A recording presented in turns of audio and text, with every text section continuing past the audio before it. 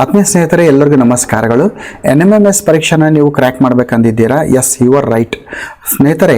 ಈ ಒಂದು NMMS ಪರೀಕ್ಷೆನ pass ಮಾಡಬೇಕಾದಾಗ ವಿಜ್ಞಾನ ಪ್ರಶ್ನೆಗಳನ್ನು ನಾವು ಕರೆಕ್ಟಾಗಿ ಆನ್ಸರ್ ಮಾಡಬೇಕಾಗಿರುವಂಥ ಇಂಪಾರ್ಟೆಂಟ್ ಆಗುತ್ತೆ. ಯಾಕಂದರೆ ಕೇವಲ 35 ಪ್ರಶ್ನೆಗಳು ಬರ್ತವೆ ನಿಮಗೆ, ವಿಜ್ಞಾನದ ಪ್ರಶ್ನೆಗಳು ಹೆಚ್ಚಿಗೆ ಬರೋದಿಲ್ಲ. ಬಟ್ ಆ 35 ಪ್ರಶ್ನೆಗಳನ್ನು ನೀವು ಆನ್ಸರ್ ಮಾಡಿದ್ದೇ ಆದಲ್ಲಿ ನೀವು NMMS ಎಕ್ಸಾಮನ್ನು ಕ್ರ್ಯಾಕ್ ಮಾಡ್ತೀರಿ. ಯಾಕಂದರೆ ಬಹುತೇಕ ಸ್ನೇಹಿತರು ಏನು ಮಾಡ್ತಾರೆ ಅಂದರೆ ಮೆಂಟಲ್ ಅಬಿಲಿಟಿಗೆ ಫೋಕಸ್ ಮಾಡ್ತಾರೆ, ಸೋಷಿಯಲ್ ಸೈನ್ಸ್ಗೆಲ್ಲ ಫೋಕಸ್ ಮಾಡ್ತಾರೆ, ಸೈನ್ಸನ್ನು ನೆಗ್ಲೆಕ್ಟ್ ಮಾಡ್ತಾರೆ. ಸೊ ಹಾಗಾಗಿ ಆ ಕೀ ಪಾಯಿಂಟ್ 35 ಪ್ರಶ್ನೆಗಳನ್ನು ಕಳೆದುಕೊಳ್ತಾರೆ. ಸ್ನೇಹಿತರೆ, ನಮ್ಮ ಎಲ್ಲ ವಿಡಿಯೋ ಸರಣಿಗಳನ್ನು ನೋಡಿದರೆ ಖಂಡಿತವಾಗಿ ಕೂಡ ನೀವು ವಿಜ್ಞಾನಕ್ಕೆ ಸಂಬಂಧಿಸಿದಂಥ 35 ಪ್ರಶ್ನೆಗಳನ್ನು ಅತ್ಯಂತ ಯಶಸ್ವಿಯಾಗಿ ನೀವು ಆನ್ಸರ್ ಮಾಡಬಹುದು ಅಂತ ಹೇಳ್ತಾರೆ. ವಿದ್ಯಾರ್ಥಿಗಳು, ಇವತ್ತಿನ ಕ್ಲಾಸ್ನಲ್ಲಿ ನಮಗೆ ಸೂಕ್ಷ್ಮಾಣುಜೀವಿಗಳು, ಸೊ ಈ ಟಾಪಿಕ್ ಮೇಲೆ ಪ್ರತಿ ಸಲ NMMS ಎಕ್ಸಾಮ್ನಲ್ಲಿ ಸಾಕಷ್ಟು ಪ್ರಶ್ನೆಗಳು ಬಂದೇ ಬರ್ತವೆ. ಸೊ ಈ ಒಂದು ವಿಡಿಯೋದಲ್ಲಿ ನಾವು ಪ್ರಮುಖವಾಗಿರುವಂಥ 15 ಪ್ರಶ್ನೆಗಳನ್ನು ಇಟ್ಕೊಂಡು ನಿಮ್ಮ ಮುಂದೆ ಬಂದಿದ್ದೀವಿ. ಸರಿಯಾದ ಉತ್ತರ ಬಂದಾಗ ನೀವು ಕೂಡಲೇ ಅದನ್ನು ನೀವೇನು ಮಾಡಿ ಅಂದರೆ ಕಾಮೆಂಟ್ ಬಾಕ್ಸಲ್ಲಿ ಆನ್ಸರ್ ಮಾಡಿ ಅಂತ ಹೇಳ್ತಾ ಹೆಚ್ಚಿನ ಸಮಯ ತೆಗೆದುಕೊಳ್ಳದೆ ನೇರವಾಗಿ ಪ್ರಶ್ನೆಗೆ ಬರೋಣ. ಸೊ ಆತ್ಮೀಯ ವಿದ್ಯಾರ್ಥಿಗಳ ಮೊದಲನೇ ಪ್ರಶ್ನೆ ನೋಡೋಣ. ಪ್ರಥಮ ಪ್ರಶ್ನೆ, ಈ NMMS ಪರೀಕ್ಷೆಗಾಗಿ ವಿಶೇಷವಾಗಿ ತಯಾರಿಸಲಾಗಿರುವಂಥ ಪ್ರಶ್ನೆ ಸರಣಿಗಳು. ಸೊ ಒಂದನೇ ಪ್ರಶ್ನೆ ಏನಿದೆ ಅಂದರೆ, ಕೆಳಗಿನವುಗಳಲ್ಲಿ ಯಾವುದು ಬ್ಯಾಕ್ಟೀರಿಯಾದಿಂದ ಬರುವಂಥ ರೋಗವಾಗಿದೆ?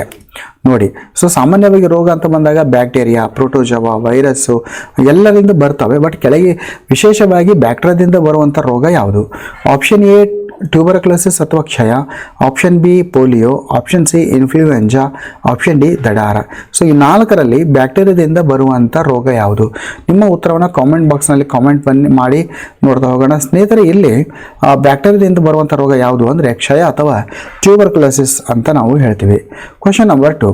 ಸೊ ಕ್ವಶನ್ ನಂಬರ್ 2 ಏನಿದೆ ಅಂದರೆ, ಇಲ್ಲಿ ಸಕ್ಕರೆಯನ್ನು ಆಲ್ಕೋಹಾಲ್ ಆಗಿ ಪರಿವರ್ತಿಸುವಂಥ ಪ್ರಕ್ರಿಯೆಯನ್ನು ನಾವು ಏನಂತ ಕರಿತೀವಿ ಅಂತ ಇದೆ. ಸೊ ಸಕ್ಕರೆಯನ್ನು ನಾವು ಆಲ್ಕೋಹಾಲ್ ಆಗಿ ಮಾಡುವಂಥದ್ದು ಅಂದರೆ ಇಲ್ಲಿ ಈಸ್ಟನ್ನು ಹಾಕ್ತೀವಿ. ಈಸ್ಟ್ ಏನಾಗುತ್ತೆ, ಆಮ್ಲಜನಕದ ಅನುಪಸ್ಥಿತಿಯಲ್ಲಿ ಏನಾಗುತ್ತೆ ಅಂದರೆ ಅದು ಉಸಿರಾಟವನ್ನು ಮಾಡ್ತದೆ, ಗ್ಲೂಕೋಸ್ ಅಣುವನ್ನು ವಿಭಜನೆ ಮಾಡುತ್ತೆ ಅಂತ ಹೇಳ್ತೀವಿ. ಸೊ ಯಾವುದು? ಆಪ್ಷನ್ ಎ ಪಾಶ್ಚರೀಕರಣ, ಆಪ್ಷನ್ ಬಿ ಫರ್ಮೆಂಟೇಷನ್ ಅಥವಾ ಹುದುಗುವಿಕೆ ಅಂತ ಕರಿತೀವಿ. ಫರ್ಮೆಂಟೇಷನ್ ಅಥವಾ ಹುದುಗುವಿಕೆ ಅಂತ ನಾವು ಹೇಳ್ತೀವಿ. ಆಪ್ಷನ್ ಸಿ ಸಾರಜನಕ ಸ್ಥಿರೀಕರಣ, ಆಪ್ಷನ್ ಡಿ ಸೋಂಕು ನಿವಾರಣೆ. ಸ್ನೇಹಿತರೆ, ಈ ಒಂದು ಸಕ್ಕರೆ ಅಂದರೆ ಗ್ಲುಕೋಸ್ ಅಂತ ಹೇಳಬೇಕು. ಸಕ್ಕರೆ ಅಂದರೆ ಏನಾಗುತ್ತೆ, ಇದು ಗ್ಲುಕೋಸನ್ನು ಆಲ್ಕೋಹಾಲನ್ನಾಗಿ, ಆಲ್ಕೋಹಾಲ್ ಅಂದರೆ ಪರ್ಟಿಕ್ಯುಲರ್ ಆಗಿ ಇದನ್ನು ಏನಂತೀವಿ, ಎಥೆನಾಲ್ ಅಂತ ನಾವು ಕರಿತೀವಿ. ಏನಂತ ಕರಿತೀವಿ? ಎಥೆನಾಲ್. ಸೊ ಈ ರೀತಿ ಗ್ಲುಕೋಸನ್ನು ಎಥೆನಾಲ್ನಾಗಿ ಪರಿವರ್ತಿಸುವಂಥ ಪ್ರಕ್ರಿಯೆ ಏನಂತ ಕರಿತೀವಿ ಅಂತ ಇದೆ. ಸರಿಯಾದ ಉತ್ತರ ಯಾವುದು ಅಂದರೆ ಈ ಒಂದು ಫರ್ಮೆಂಟೇಷನ್, ಹುದುಗುವಿಕೆ ಅಥವಾ ಕಿಣ್ವನ ಅಂತ ನಾವು ಕರಿತೀವಿ. Question number 3. So question number 3 ಏನು ಹೇಳುತ್ತೆ ಅಂದರೆ, ಪೆನ್ಸಿಲಿನ್ ಎಂಬ ಒಂದು ಪ್ರತಿಜೈವಿಕ ಅಂದರೆ ಆಂಟಿಬಯೋಟಿಕ್ ಅಂತ ಹೇಳ್ತೀವಿ. ಈ ಪೆನ್ಸಿಲಿನ್ ಎಂಬ ಪ್ರತಿಜೈವಿಕವನ್ನು ಕಂಡುಹಿಡಿದವರು ಯಾರು? Option A Edward Jenner, option B Louis Pasteur, option C Alexander Fleming, option D Robert Koch. ಸ್ನೇಹಿತರೆ, ಈ ಪೆನ್ಸಿಲಿನ್ ಎಂಬ ಪ್ರತಿಜೈವಿಕವನ್ನು ಕಂಡುಹಿಡಿದವರು ಯಾರು ಅಂತ ಇದೆ. ಸರಿಯಾದ ಉತ್ತರವನ್ನು ಕಾಮೆಂಟ್ ಬಾಕ್ಸ್ನಲ್ಲಿ ಕಾಮೆಂಟ್ ಮಾಡಿ. ತಾವು ಗಮನಿಸ್ತಿರುವಂಥ 4 ಜನ ವಿಜ್ಞಾನಿಗಳು ಈ ಒಂದು ಜೀವಶಾಸ್ತ್ರಕ್ಕೆ ಅನೇಕ ಕೊಡುಗೆಯನ್ನು ನೀಡಿದ್ದಾರೆ. ಸೊ ಬನ್ನಿ ನೋಡ್ತಾ ಹೋಗೋಣ. ಪೆನ್ಸಿಲಿನ್ ಎಂಬ ಪ್ರತಿಜೈವಿಕವನ್ನು ಕಂಡುಹಿಡಿದವರು ಯಾರು ಅಂದರೆ ಅಲೆಕ್ಸಾಂಡರ್ ಫ್ಲೆಮಿಂಗ್. ಇದಕ್ಕಾಗಿ ಅವರಿಗೆ ನೊಬೆಲ್ ಪಾರಿತೋಷಕ ಕೂಡ ಸಿಗ್ತದೆ ಅಂತ ಹೇಳ್ತಾ question number 4. So question number 4 ಇದೆ, ಹಾಲು ಮೊಸರಾಗಲು ಸಹಾಯ ಮಾಡುವ ಸೂಕ್ಷ್ಮಜೀವಿ ಯಾವುದು? ಹಾಲು ಮೊಸರಾಗಲಿಕ್ಕೆ ಸಹಾಯ ಮಾಡುವಂಥ ಸೂಕ್ಷ್ಮಜೀವಿ ಯಾವುದು? Option A rhizobium, option B plasmodium, option C lactobacillus, option D East. ಸ್ನೇಹಿತರೆ, ಹಾಲು ಮೊಸರಾಗಲಿಕ್ಕೆ ಸಹಾಯ ಮಾಡುವಂಥ ಸೂಕ್ಷ್ಮಜೀವಿ ಯಾವುದು ಅಂತ ಇದೆ. ನಿಮ್ಗೆ ಗೊತ್ತಿರಬೇಕು ಯಾವುದು ಅಂದರೆ ಸರಿಯಾದ ಉತ್ತರ ಲ್ಯಾಕ್ಟೋಬೆಸಿಲಸ್ ಅಂತ ಹೇಳ್ತೀವಿ. Question number 5. So question number 5 ಏನಿದೆ ಅಂದರೆ, ಮಲೇರಿಯಾ ರೋಗವನ್ನು ಹರಡುವ ವಾಹಕ ಯಾವುದು? ಸೊ ಅಂದರೆ ಈ ಒಂದು ವಾಹಕ ಏನು ಮಾಡ್ತದೆ, ಮಲೇರಿಯಾ ರೋಗಕ್ಕೆ ಕಾರಣವಾಗುವಂಥ ಸೂಕ್ಷ್ಮಾಣುಜೀವಿಯನ್ನು ತನ್ನ ದೇಹದ ಮುಖಾಂತರ ಅದು ಸಾಗಿಸುವಂಥ ಕೆಲಸವನ್ನು ಮಾಡ್ತದೆ. ಅದಕ್ಕೆ ನಾವು ವಾಹಕ ಅಂತ ಕರಿತೀವಿ. ಸೊ ಮಲೇರಿಯಾ ರೋಗಕ್ಕೆ ಕಾರಣವಾಗುವಂಥ ಸೂಕ್ಷ್ಮಾಣುಜೀವಿಯನ್ನು ತನ್ಮೂಲಕ್ಕೆ ಹರಡುವಂಥ ಜೀವಿ ಯಾವುದು? ಹೆಣ್ಣು ಅನಾಫಿಲಿಸ್ ಸೊಳ್ಳೆ, ಜಿರಳೆ, ನೊಣ ಅಥವಾ ಗಂಡು ಅನಾಫಿಲಿಸ್ ಸೊಳ್ಳೆ. ಸ್ನೇಹಿತರೆ, ಸರಿಯಾದ ಉತ್ತರವನ್ನು ಕಾಮೆಂಟ್ ಬಾಕ್ಸಲ್ಲಿ ಕಾಮೆಂಟ್ ಮಾಡಿ. ನಿಮ್ಗೆ ಆನ್ಸರ್ ಪೂರ ಟೈಪ್ ಮಾಡುವ ಅವಶ್ಯಕತೆ ಇಲ್ಲ. ಜಸ್ಟ್ ನೀವು ಕ್ವಶನ್ ನಂಬರ್ 5 ಅಂತೇಳಿ ABCD ಅಂತ ಕೂಡ ಹಾಕ್ಬೋದು. ಸೊ ಸರಿಯಾದ ಉತ್ತರ ಯಾವುದು ಅಂದರೆ ಹೆಣ್ಣು ಅನಾಫಿಲಿಸ್ ಸೊಳ್ಳೆ ಅಂತ ನಾವು ಹೇಳ್ತೇವೆ. Question number 6. So question number 6 ಏನಿದೆ, ವಾತಾವರಣದಲ್ಲಿರುವಂಥ ಸಾರಜನಕವನ್ನು ಮಣ್ಣಿನಲ್ಲಿ ಸ್ಥಿರೀಕರಿಸುವಂಥ ಬ್ಯಾಕ್ಟೀರಿಯಾ ಯಾವುದು? ಸೊ ನೈಟ್ರೋಜನ್ ಅಂತ ಬಂದಾಗ ಅದನ್ನು ಸಾರಜನಕ ಅಂತ ಹೇಳ್ತೀವಿ. ಅದು ವಾತಾವರಣದಲ್ಲಿ ನಮಗೆ ಹೆಚ್ಚಿನ ಪ್ರಮಾಣದಲ್ಲಿ ಸಿಗುತ್ತೆ. ಇರುತ್ತೆ. ಬಟ್ ಆ ವಾತಾವರಣದಲ್ಲಿರುವಂಥ ನೈಟ್ರೋಜನ್ನ ಸಸ್ಯಗಳು ನೇರವಾಗಿ ತೆಗೆದುಕೊಳ್ಳಕ್ಕೆ ಆಗೋದಿಲ್ಲ. ಅದು ಆ ನೈಟ್ರೋಜನ್ ಮಣ್ಣಿನಲ್ಲಿ ಸ್ಥಿರೀಕರಣಗೊಳ್ಳಬೇಕು, ಫಿಕ್ಸೇಷನ್ ಆಗಬೇಕು. ಸೊ ಆ ರೀತಿ ಸ್ಥಿರೀಕರಣಗೊಳಿಸುವಂಥ ಬ್ಯಾಕ್ಟೀರಿಯಾ ಯಾವುದು ಅಂತ ಇದೆ. Option A lactobacillus, option B rhizobium, option C penicillium, option D spirogyra. So ಸ್ನೇಹಿತರೆ, ಈ ಒಂದು ವಾತಾವರಣದಲ್ಲಿರುವಂಥ ಸಾರಜನಕವನ್ನು ಮಣ್ಣಿನಲ್ಲಿ ಸ್ಥಿರೀಕರಣಗೊಳಿಸುವಂಥ ಒಂದು ಸೂಕ್ಷ್ಮಾಣುಜೀವಿ ಯಾವುದು ಅಂದರೆ ಇಲ್ಲಿ ರೈಜೋಬಿಯಂ ಅಂತ ಹೇಳ್ತೀವಿ. ನಾವು ಏನು ಹೇಳ್ತೀವಿ, ರೈಜೋಬಿಯಂ ಎಂಬ ಒಂದು ಬ್ಯಾಕ್ಟೀರಿಯಾ ಅಂತ ಹೇಳ್ತೀವಿ. Question number 7. So question number 7 ಏನಿದೆ ಅಂದರೆ ಸಿಟ್ರಸ್ ಕ್ಯಾಂಕರ್ ಅಂತ. ಸಿಟ್ರಸ್ ಕ್ಯಾಂಕರ್ ಒಂದು ರೋಗ, ಇದು ಸಸ್ಯಗಳಿಗೆ ಬರುವಂಥದ್ದು ಇರ್ತದೆ. ಈ ಸಿಟ್ರಸ್ ಕ್ಯಾಂಕರ್ ಅಂತ ರೋಗವು ಯಾವುದರಿಂದ ಹರಡುತ್ತದೆ ಅಂತ ಇದೆ.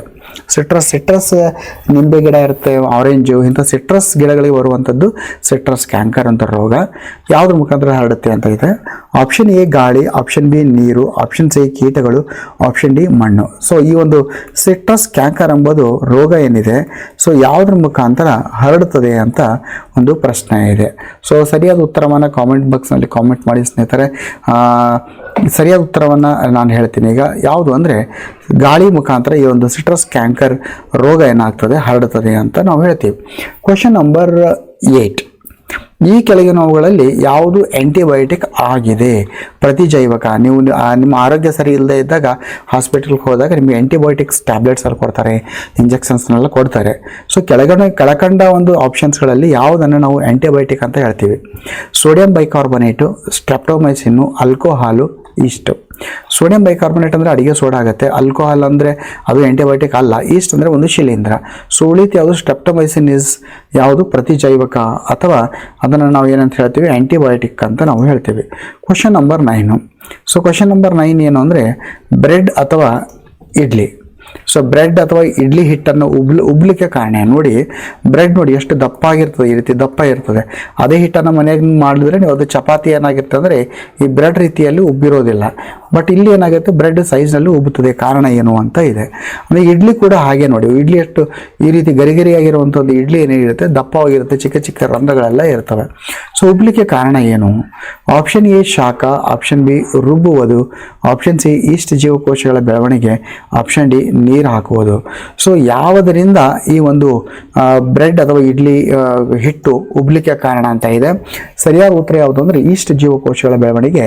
ಇದು ಕಾರ್ಬನ್ ಡೈಆಕ್ಸೈಡ್ ಬಿಡುಗಡೆ ಮಾಡೋದರಿಂದ ಚಿಕ್ಕ ಚಿಕ್ಕ ರಂಧ್ರಗಳನ್ನು ನಾವು ಬ್ರೆಡ್ನಲ್ಲಿ ಮತ್ತು ಇಡ್ಲಿಯಲ್ಲಿ ಕೂಡ ನಾವು ಚಿಕ್ಕ ಚಿಕ್ಕ ರಂಧ್ರಗಳನ್ನು ನಾವು ಕಾಣ್ತೀವಿ. Question number 10. So question number 10 ಏನು ಹೇಳುತ್ತೆ ಅಂದರೆ ಲೂಯಿ ಪಾಶ್ಚರ್, ಹೌದಾ, ವಿಶ್ವವಿಖ್ಯಾತ ವಿಜ್ಞಾನಿ ಲೂಯಿ ಪಾಶ್ಚರ್ ಅವರು ಏನನ್ನು ಕಂಡುಹಿಡಿದಿದ್ದಾರೆ ಅಂತ ಕ್ವೆಶನ್ ಇದೆ. ಸೊ ಆಪ್ಷನ್ ಎ ಪೆನ್ಸಿಲಿನ್ ಕಂಡುಹಿಡಿದಿದ್ದಾರೆ, ಆಪ್ಷನ್ ಬಿ ಸಿಡುಬು ಲಸಿಕೆ, ಆಪ್ಷನ್ ಸಿ ಫರ್ಮೆಂಟೇಷನ್ ಹುದುಗುವಿಕೆ ಮತ್ತು ಪಾಶ್ಚರೀಕರಣ, ಆಪ್ಷನ್ ಡಿ ಎಲೆಕ್ಟ್ರಾನ್ ಸೂಕ್ಷ್ಮದರ್ಶಕ. ಸೊ ಸ್ನೇಹಿತರೆ, ಲೂಯಿ ಪಾಶ್ಚರ್ ಅವರು ಏನನ್ನು ಕಂಡುಹಿಡಿದಿದ್ದಾರೆ ಅಂತ ಪ್ರಶ್ನೆ ಇದೆ. ಸಾಕಷ್ಟು ಬಾರಿ NMMS ಎಕ್ಸಾಮ್ನಲ್ಲಿ ಕೇಳಿದ್ದಾರೆ. ಸೊ ಸರಿಯಾದ ಉತ್ತರ ಯಾವುದು ಅಂದರೆ ಹುದುಗುವಿಕೆ ಮತ್ತು ಪಾಶ್ಚರೀಕರಣವನ್ನು ಲೂಯಿ ಪಾಶ್ಚರ್ ಅವರು ಕಂಡುಹಿಡಿತಾರೆ. ಸ್ನೇಹಿತರೆ, ಈ ಒಂದು ವಿಡಿಯೋಗಳು ನಿಮಗೆ ಉಪಯೋಗ ಆಗ್ತಿತ್ತು ಅಂದರೆ ಕೂಡಲೇ ಚಾನಲನ್ನು ಸಬ್ಸ್ಕ್ರೈಬ್ ಮಾಡಿ. ಯಾಕಂದರೆ ಈ ರೀತಿಯ ವಿಡಿಯೋ ಸರಣಿಗಳು ಸಾಕಷ್ಟು ಮುಂಬರುವ ದಿನಗಳಲ್ಲಿ ನಿಮಗೆ ಸಿಗ್ತದೆ ಅಂತ ಹೇಳ್ತಾ, ಸೊ ಮುಂದಿನ ಪ್ರಶ್ನೆ ಹೋಗೋಣ. Question number 11. So question number 11 ಏನು ಹೇಳ್ತದೆ ಅಂದರೆ ಇಲ್ಲಿ ಸಿಡುಬು ರೋಗ ಅಥವಾ ಸ್ಮಾಲ್ ಪಾಕ್ಸ್ ಅಂತ ಹೇಳ್ತೀವಿ. ಈ ರೋಗಕ್ಕೆ ಲಸಿಕೆ ಕಂಡುಹಿಡಿದವರು ಯಾರು? Option A Robert Koch, option B Edward Jenner, option C Alexander Fleming, option D Louis Pasteur. So ಈ ಒಂದು ಸಿಡುಬು ರೋಗಕ್ಕೆ ಒಂದು ಲಸಿಕೆಯನ್ನು ಕಂಡುಹಿಡಿದಿರುವಂಥ ವಿಜ್ಞಾನಿ ಯಾರು ಅಂತ ಬಂದಾಗ ಎಡ್ವರ್ಡ್ ಜನ್ನರ್ ಅಂತ ನಾವು ಹೇಳ್ತೀವಿ. Question number 12. So question number 12 ಏನು ಹೇಳ್ತದೆ ಅಂದರೆ ಈ ಕೆಳಗಿನವುಗಳಲ್ಲಿ ಯಾವುದು ಸಂವಹನ ರೋಗ? ಸಂವಹನ ರೋಗ ಅಂದರೆ ಕಮ್ಯುನಿಕೇಬಲ್ ಡಿಸೀಸ್, ಸಂವಹನ ರೋಗ ಅಲ್ಲ ಅಂತ ಹೇಳಿದ್ದಾರೆ. ಅಂದರೆ ಈ ಕೆಲವೊಂದು ರೋಗಗಳು ಗಾಳಿಯ ಮುಖಾಂತರ, ನೀರಿನ ಮುಖಾಂತರ, ಪ್ರಾಣಿಗಳ ಮುಖಾಂತರ, ಸ್ಪರ್ಶದ ಮುಖಾಂತರ ಹರಡುತ್ತದೆ. ಬಟ್ ಒಂದು ರೋಗ ಏನಿದೆ ಅದು ಸಂವಹನ, ಕಮ್ಯುನಿಕೇಬಲ್ ಡಿಸೀಸ್ ಅಲ್ಲ, ಒಬ್ಬರಿಂದ ಒಬ್ಬರಿಗೆ ಹರಡುವಂಥ ರೋಗ ಅಲ್ಲದು. ಯಾವುದು? Option A cholera, option B ನೆಗಡಿ, ಆಪ್ಷನ್ ಸಿ ಕ್ಷಯ, ಆಪ್ಷನ್ ಡಿ ಕ್ಯಾನ್ಸರ್. ಕಾಲ್ರಾ, ನೆಗಡಿ, ಕ್ಷಯ ಏನಿದೆ ಒಬ್ಬರಿಂದ ಒಬ್ಬರಿಗೆ ಹರಡುವಂಥ ರೋಗ. ಆದರೆ ಕ್ಯಾನ್ಸರ್ ಏನಿದೆ ಅಂದರೆ ಒಬ್ಬರಿಂದ ಒಬ್ಬರಿಗೆ ಆ ರೋಗ ಹರಡುವುದಿಲ್ಲ ಅಂತ ನಾವು ಹೇಳ್ತೀವಿ. ಸೊ ಮುಂದಿನ ಪ್ರಶ್ನೆ ಕ್ವೆಶನ್ ನಂಬರ್ 13. ಸೊ ಸ್ನೇಹಿತರೆ, ಇಲ್ಲಿ ಅಮೀಬಾ, ಹೌದಾ, ಅಮೀಬಾ ಎಂಬುದು ಯಾವ ಗುಂಪಿಗೆ ಸೇರಿದ ಸೂಕ್ಷ್ಮಜೀವಿ? ಅಮೀಬಾ ಅದೇನು ಬ್ಯಾಕ್ಟೀರಿಯಾನ, ಅದೊಂದು ಪ್ರೋಟೋಜೋವನ, ಅದೊಂದು ಶಿಲೀಂಧ್ರನ, ಅದೊಂದು ಶೈವಲನ? ಸೊ ಅಮೀಬಾ ಒಂದು ಯಾವ ಗುಂಪಿಗೆ ಸೇರಿರುವಂಥ ಒಂದು ಸೂಕ್ಷ್ಮಜೀವಿ ಅಂತ ಕೇಳಿದ್ದಾರೆ. ಅದು ಒಂದು ಪ್ರೋಟೋಜೋವಾ ಅಂತ ನಾವು ಹೇಳ್ತೀವಿ. ಏನಂತ ಹೇಳ್ತೀವಿ? Protozoa. Question number 14. So question number 14 ಏನು ಹೇಳುತ್ತೆ ಅಂದರೆ ಗೋಧಿಯ ರಸ್ಟ್ ಆಫ್ ವೀಟ್ ಅಂತ ಒಂದು ರೋಗ. ಈ ರೋಗಕ್ಕೆ ಕಾರಣ ಏನು? ಆಪ್ಷನ್ ಎ ಬ್ಯಾಕ್ಟೀರಿಯಾ ಕಾರಣನ, ಆಪ್ಷನ್ ಬಿ ವೈರಸ್ ಕಾರಣನ, ಆಪ್ಷನ್ ಸಿ ಶಿಲೀಂಧ್ರ ಕಾರಣ, ಆಪ್ಷನ್ ಡಿ ಪ್ರೋಟೋಜೋವ ಕಾರಣನ. ಈಗ ರಸ್ಟ್ ಆಫ್ ವೀಟ್ ಅಥವಾ ಗೋಧಿಯ ಒಂದು ರಸ್ಟ್ ಅಂತಲೇ ಏನು ರೋಗ ಇದೆ, ವಿಶೇಷವಾಗಿ ಗೋಧಿಗೆ ಬರುವಂಥ ರೋಗ ಸಸ್ಯಗಳಲ್ಲಿ ಕಾಣ್ತೀವಿ. ಸೊ ಇದಕ್ಕೆ ಕಾರಣವಾಗುವಂಥ ಸೂಕ್ಷ್ಮಾಣುಜೀವಿ ಯಾವುದು ಅಂದರೆ ಶಿಲೀಂಧ್ರ ಅಂತ ಹೇಳ್ತೀವಿ ಅಥವಾ ಫಂಗೈ. ಸೊ ಮುಂದಿನ ಪ್ರಶ್ನೆ and last question of this today video ಯಾವುದು ಅಂದರೆ ಇಲ್ಲಿ ಆಹಾರ ಪದಾರ್ಥಗಳಲ್ಲಿ ಸೂಕ್ಷ್ಮ ಜೀವಿಗಳ ಬೆಳವಣಿಗೆಯನ್ನು ತಡೆಯಲು ಬಳಸುವಂಥ ಸಾಮಾನ್ಯವಾದ ರಾಸಾಯನಿಕ ವಸ್ತು ಯಾವುದು? ಸೂಕ್ಷ್ಮಾಣುಜೀವಿಗಳನ್ನು ಬೆಳವಣಿಗೆಯನ್ನು ಅದು ಕಂಟ್ರೋಲ್ ಮಾಡ್ತದೆ ಯಾವುದು? Option A sodium benzoate, option B ಸಕ್ಕರೆ, ಆಪ್ಷನ್ ಬಿ ಸಿ ಉಪ್ಪು, ಆಪ್ಷನ್ ಡಿ ಮೇಲಿನ ಎಲ್ಲವೂ. ಆಹಾರ ಪದಾರ್ಥಗಳಲ್ಲಿ ಸೂಕ್ಷ್ಮ ಜೀವಿಗಳನ್ನು ತಡಿಲಿಕ್ಕೆ ಬಳಸುವಂಥ ಒಂದು ವಸ್ತು ಯಾವುದು ಅಂತ ಇದೆ. ಇಲ್ಲಿ ಮೇಲಿನ ಎಲ್ಲವೂ. ಹೌದು ನೋಡ್ರಿ, ಉಪ್ಪನ್ನು ಬಳಸ್ಕೊಂಡು ಉಪ್ಪಿನಕಾಯಿ ಹಾಕ್ತೀವಿ. ಅದು ಅಲ್ಲಿರುವಂಥ ನಿಂಬೆಹಣ್ಣು, ಮಾವಿನ ಹಣ್ಣು ಹಲವಾರು ತಿಂಗಳವರೆಗೆ ಅದು ಹಾಳಾಗೋದಿಲ್ಲ. ಸಕ್ಕರೆಯನ್ನು ಬಳಸಿಕೊಂಡು ಜಾಮೂನು, ಜಿಲೇಬಿಗಳೆಲ್ಲ ಆಗುತ್ತೆ. ಸೋಡಿಯಂ ಬೆಂಜೋಯೇಟ್ಗಳನ್ನು ಬಳಸಿಕೊಂಡು ಕೂಡ ಒಂದಿಷ್ಟು ಆಹಾರಗಳನ್ನು ಸಂಗ್ರಹ ಮಾಡ್ತೀವಿ. ಸೊ ಮೇಲಿನ ಎಲ್ಲವೂ ಸರಿಯಾದ ಉತ್ತರ. ಸೊ ಇಷ್ಟೊಂದು ಇವತ್ತಿನ ಕ್ಲಾಸ್ನಲ್ಲಿ ಮುಂದಿನ ತರಗತಿಯಲ್ಲಿ ಬೆಳೆಯ ಉತ್ಪಾದನೆ ಮತ್ತು ನಿರ್ವಹಣೆ ಟಾಪಿಕ್ ಮೇಲೆ ಪ್ರಮುಖವಾದ 15 ಪ್ರಶ್ನೆಗಳನ್ನು ಇಟ್ಕೊಂಡು ಮತ್ತೆ ನಿಮ್ಮ ಮುಂದೆ ಬರ್ತೀವಿ ಅಂತ ಹೇಳ್ತಾ ಮುಂದಿನ ಕ್ಲಾಸ್ನಲ್ಲಿ ಮತ್ತೆ ಭೇಟಿಯಾಗೋಣ. ಎಲ್ಲರಿಗೂ ನಮಸ್ಕಾರಗಳು. ಜೈ ಹಿಂದ್, ವಂದೇ ಮಾತರಂ.